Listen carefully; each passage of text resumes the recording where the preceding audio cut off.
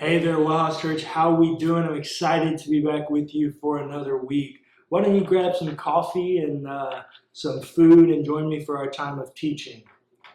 Today I want to talk to you about something. I want to get real with you. One of our values at WellHouse Church is to be real, and I want to get real with you. All right, this is real Pastor Cullen right here in this moment. I'm not afraid of anything.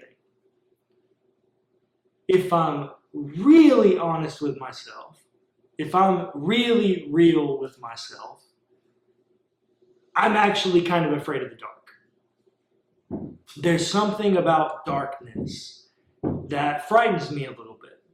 Don't fully understand it, other than that I know in my own construct of the world that bad, heinous, and evil things happen in the darkness. And so I'm a little afraid of the dark. Emmett Till was snatched from his home that he was staying at when he was murdered in the dark. Heinous things, muggings, murders, rapes, terrible, terrible, terrible pains and traumas happen in the darkness. And so I'm a little bit afraid of the dark.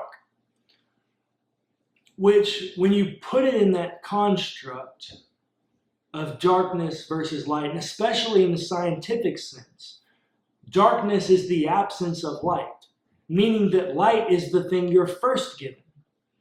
Think back to Genesis. The very first thing that God makes and speaks into existence is light. Light is the natural place that we are called to live in.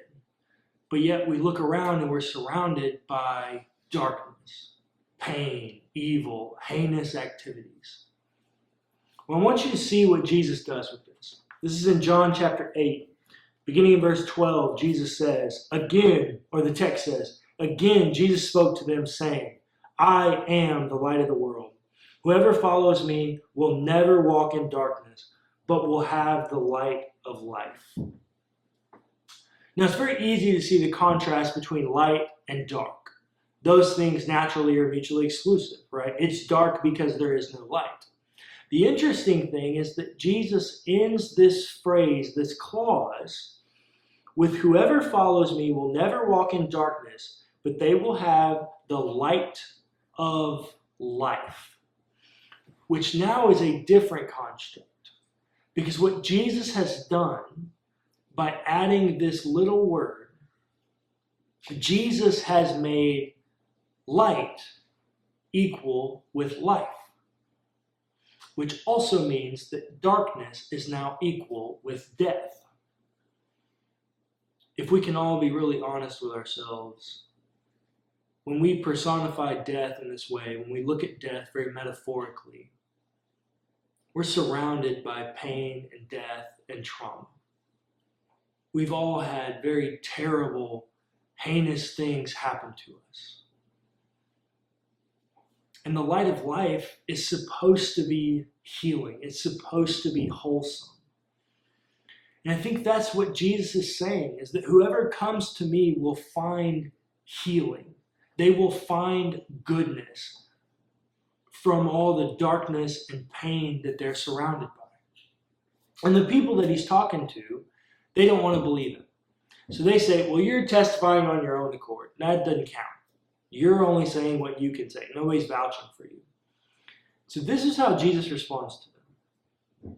Verse 14, Jesus answered, even if I testify on my own behalf, my testimony is valid because I know where I've come from and where I'm going. But you do not know where I come from or where I'm going.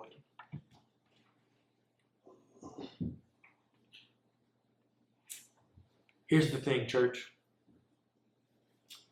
We all come from somewhere. And you're the only person that knows fully where you've come from. And for all of us, every single one of us, we all come from pain and trauma and hurt, divorce, brokenness, all things that would fall into the category of darkness. our past, the place where we've come from, is a place categorized by darkness. And as I told you, I'm afraid of the dark. I've had enough things happen in my life to know that that's not the way I want to live my life. I don't want to live in the darkness. But because I'm the only one that knows where I've come from, I'm also the only one that knows where I'm going.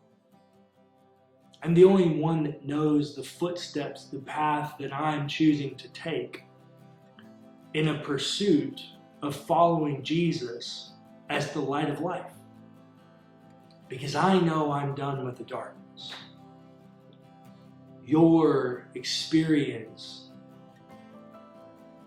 of reality doesn't have to be an experience of darkness any longer.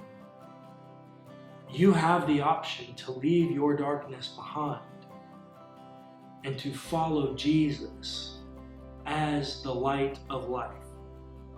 The person who graciously illuminates all the pain in your life so that as a surgeon in the operating room, he can begin to piece you back together into wholeness. This darkness that has broken you doesn't have to be the end of your story.